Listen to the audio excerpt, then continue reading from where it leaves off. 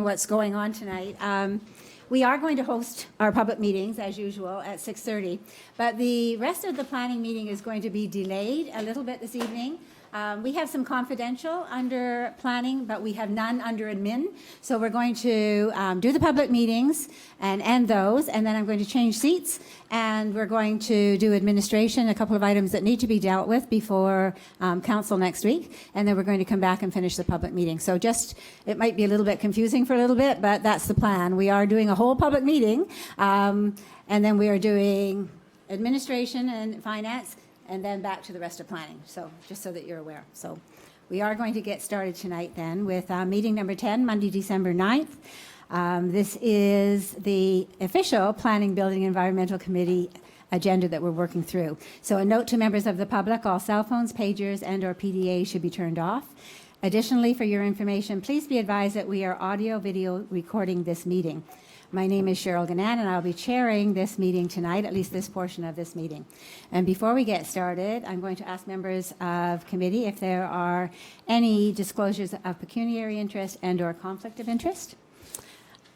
Okay. Further to that, I'm going to give a little explanation that we have Councillor Cody away on vacation, and we have Councillor Jonker ill tonight, and he offered to come if we needed him, but his whole family's been sick. We didn't need him that badly. We figure the rest of us would like to stay healthy, including all of you coming up to the Christmas season. The mayor's in a different seat. Everybody else is okay. Councillor Rayner is not here tonight either. So, although that doesn't preclude him arriving in time for admin, which is the portion that he's responsible for. So, okay, so moving on then to public meeting. So the first public meeting this evening is a meeting being held in accordance with the Municipal Act SO 2001, Chapter 25, and the Township of West Lincoln's procedural bylaw and street naming policy, being policy POL-PD-01-11. The Township of West Lincoln's procedural bylaw states that any matter pertaining to the naming of a highway and or private road in a plan of subdivision or a plan of condominium, for which notice is required to be given, notice shall be published at least once, the date of the publication being at least 7 days prior to the council meeting indicated in the notice. Public notice of this meeting was given through advertising in the Township Administration Building, on the Township's website, and in a newspaper with general circulation dated November 28, 2019. The purpose of this evening's meeting is to inform the public of council's intent and to receive comments regarding the proposed street naming for Spring Creek Manor. A bylaw will be passed at a later date to officially name the street in Spring Creek Manor.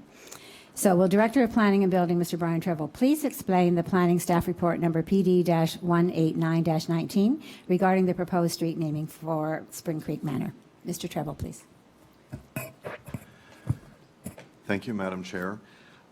This is a file for which we considered some street naming a while ago, but there was some concern with the fire department in the region about the ability to ensure that there was no confusion in the assignment of names should an emergency responder be called. So the file was referred back to the applicant to ponder and deliberate whether or not there were additional street names that were deemed to be appropriate to them.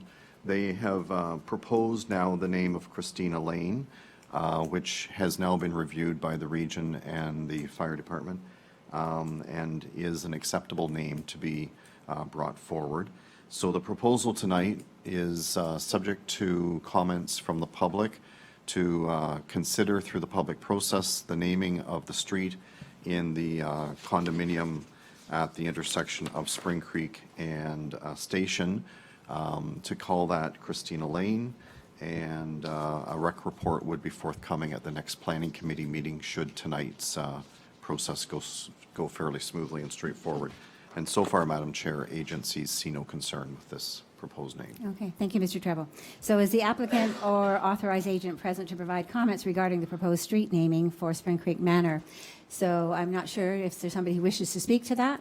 Nothing further to add. That's fine?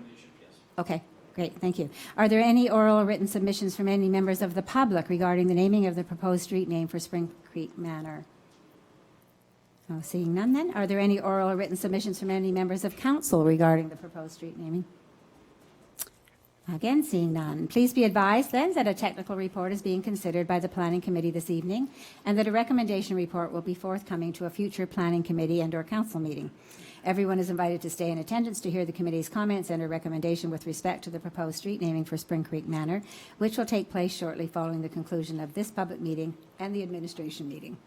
Additionally, there's an attendance sign-in sheet which is located on the table near the exit doors, which we would ask all present to sign.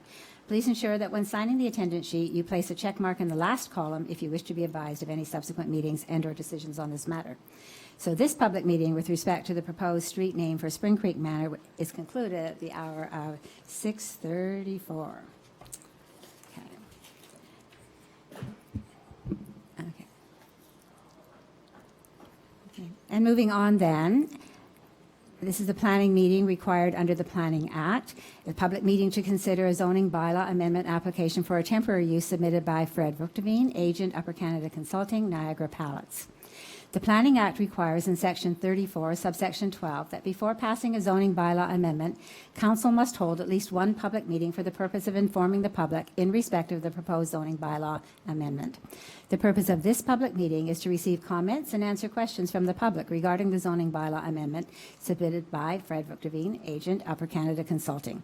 We stress that at this point, no decision has been made on the proposed zoning bylaw amendment, and any comments received will be taken into account by Council in their consideration.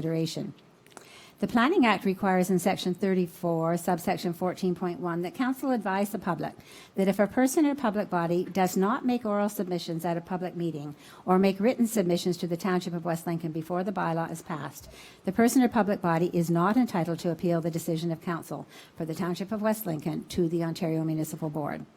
Would the Deputy Clerk advise, please, of the method and dates by which notice of the public meeting was given? Proper notice was given to the residents within 120 meters of the subject property by way of regular mail on November 8th, 2019. Additionally, a yellow sign was posted on the subject property a minimum of 20 days before the hearing, and notice was provided on the Township's website and posted in the lobby of the Township's administration building. Okay, thank you. Will the Planner 1, Alexa Cooper, please explain the purpose and reason for the proposed revisions to the draft plan of subdivision and zoning bylaw amendment for Fred Vuchteveen, agent, Upper Canada Consulting, Niagara Palace. Alexa, please. Thank you, Madam Chair. I do just want to clarify first, it's just for a temporary rezoning, not for a plan of subdivision. So, again, an error here. Thank you. No worries. An application for a temporary rezoning has been submitted for 4981 Regional Road 20 for a local business known as Niagara Pallets. Niagara Pallets has a long history on this property. In 2003, they relocated here from Wellandport with without the appropriate planning approvals. There have been 3 complaints against the property over the years. An approved 1-year temporary use in an application for a regional official plan amendment, local official plan amendment, and zoning bylaw amendment have been submitted. These applications were submitted in an attempt to have the use permitted on the subject property. The applications were withdrawn sometime in 2009, 2010, I believe, after the Niagara Region and Planning staff requested updated studies for the applications. Sometime between 2014 or 15, Niagara Pallets acquired 2906 South Grimsby Road 8, just outside of Smithville, and relocated the majority of the business to this location. A portion of the business appears to have remained at 4981 Regional Road 20, which is the subject lands, without the appropriate planning approvals. The applicants are attempting to purchase more land to expand the operation at 2906 South Grimsby Road 8, which would enable them to relocate the remainder of the business to this property. As such, Niagara Pallets have applied for this temporary rezoning application to permit the use for a time period of 3 years while they attempt to relocate to 2906 South Grimsby Road 8. The provincial policy statement, Places to Grow Act, and Niagara Region's official plan do not contain policies relating to temporary uses. They do, however, all speak to only permitting non-agricultural uses in the agricultural area when they meet specific policy sets, such as they don't compromise a specialty crop area, there are no reasonable alternative locations which avoid or are lower priority agricultural lands in the prime agricultural area, there are no reasonable alternatives in rural areas or in urban areas, and a couple of other policies as well. The Niagara Region submitted comments in regards to this application, recommending that the application not be approved. The township's official plan has policies surrounding temporary uses, mainly that temporary uses, buildings and structures that are not farm-related shall not be permitted in the unique or good agricultural areas. Staff note that it is up to council to satisfy themselves that the proposed use is temporary and will not create detrimental effects on the surrounding area. The temporary use bylaw is requesting to temporarily permit a portion of the property to be used by Niagara Pallets for the storage of wood pallets, wood chips, and other materials on the property, which works in conjunction with the primary location of the business at 2906 South Guernsey Road 8. A portion of the property is zoned environmental protection. The proposed location of the temporary use will be outside of this environmental protection zone. The building department, septic inspector, public works department, drainage superintendent, and the Niagara Peninsula Conservation Authority have no objection to the temporary use as proposed. Again, the Niagara region submitted comments stating that they don't recommend the approval of this application. Township planning staff have not received any verbal or written public comments to date, and a future staff report will provide a recommendation to Planning, Building, Environmental Committee for this application, following input received tonight through the public meeting process. Okay, Thanks. thank you, Ms. Cooper. So the next part then is asking either Mr. Vuktavine or your agent if you wish to speak tonight. Yes, ma'am. So if you would come forward, please. There's a chair with a microphone attached to that.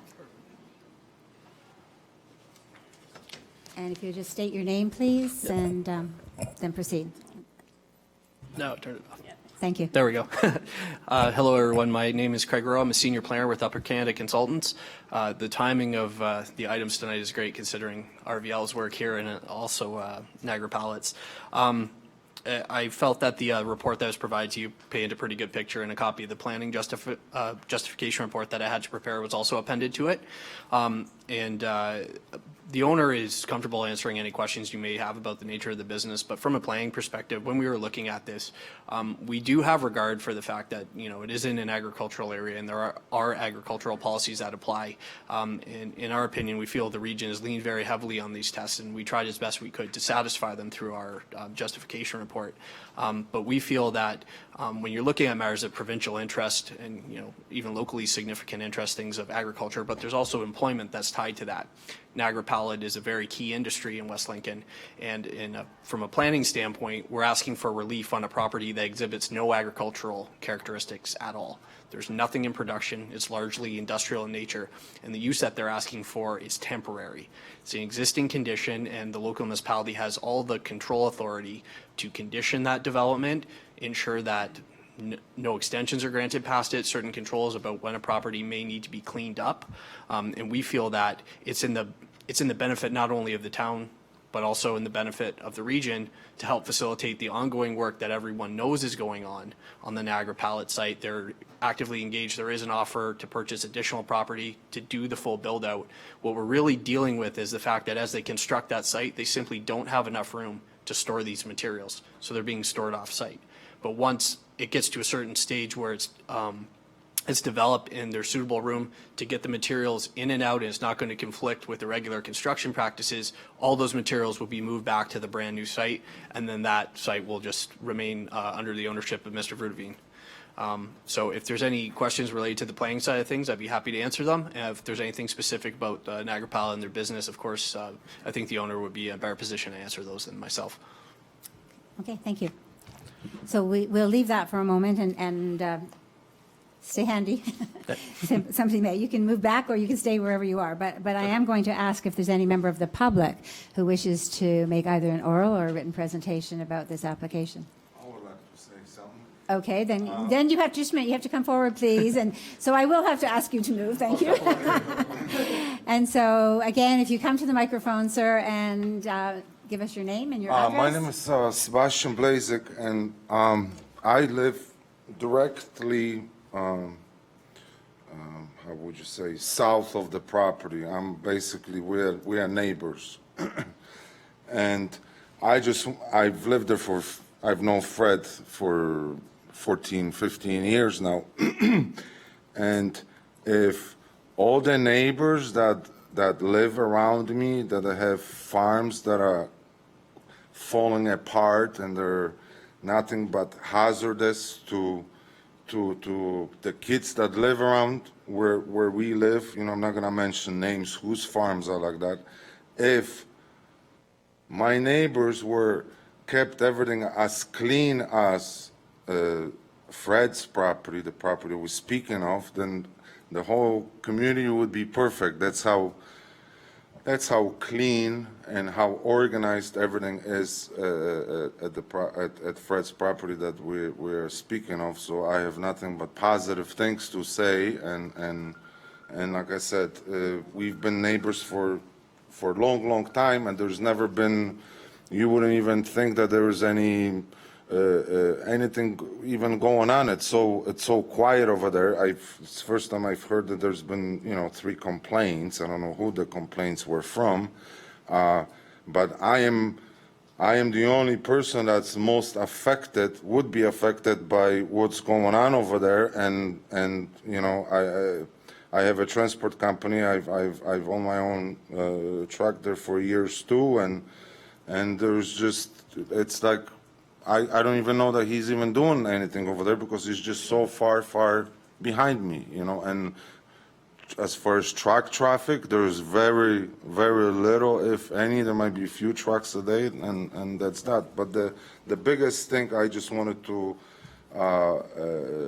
say that is, compared to all the neighbors around me, if everybody kept everything as organized as Fred does, that will be, perfect. But unfortunately, it's not like that. There's a lot of farms around me that nothing is being done on agricultural aspect, and what Fred is doing, it's a great benefit to our community as far as taxes and employment. And I know it is not zoned. I know this is just an extension, and I just wanted to say that I have nothing but positive things to say. So Thank you. Thank you for that's all I coming up. wanted to say. Yeah, thank you. Okay. Is there any other member of the public who wishes to speak to this application? Okay. Seeing none, then I'm going to ask members of council if you have any oral or written submissions or any questions that you would like to ask at this point in time. Okay. Seeing none, then, please be advised that a technical report is being considered by committee this evening and that a recommendation report will be forthcoming to a future planning committee and/or council meeting. Please be advised that once the planning committee and/or council has made a decision with respect to the zoning bylaw amendment, and if approved by council, a notice of its passing will be circulated with an appeal period. There's an attendance sheet sign-in, which is located on the table next to the exit doors, which we would ask all present to sign. Please ensure that when signing the attendance sheet for this evening's committee meeting that you place a check mark in the column marked Vroegteveen if you wish to be advised of any subsequent meetings and/or decisions on this matter. Therefore, people who are interested in observing council and/or committee discussions about a particular bylaw should not solely rely on mailed notices and thus miss the opportunity to attend the meetings. It is suggested that you watch the township's website for postings of agendas to review items that will be discussed at a council and/or committee meeting. The agendas for meetings are posted on the township website at 4 p.m. on the Friday prior to the meeting. Additionally, meeting schedules are also noted on the website for the public to view. If you wish to receive notices by email, it is suggested that you include your email address with your mailing address and your phone number on the attendance sign-up sheet. So again, this public meeting with respect to the proposed zoning bylaw, temporary zoning bylaw amendment is concluded at the hour of 6:47. So that ends our public meetings for this evening. Mr. Mayor, in the absence of Councillor Rayner, I'm not sure what the next step is for our administration meeting.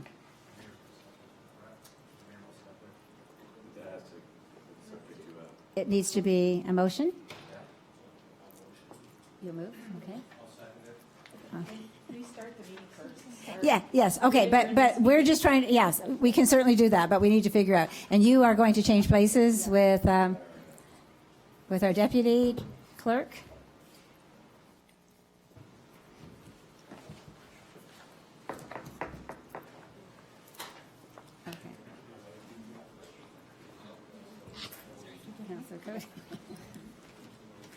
All right, so I need to move this then.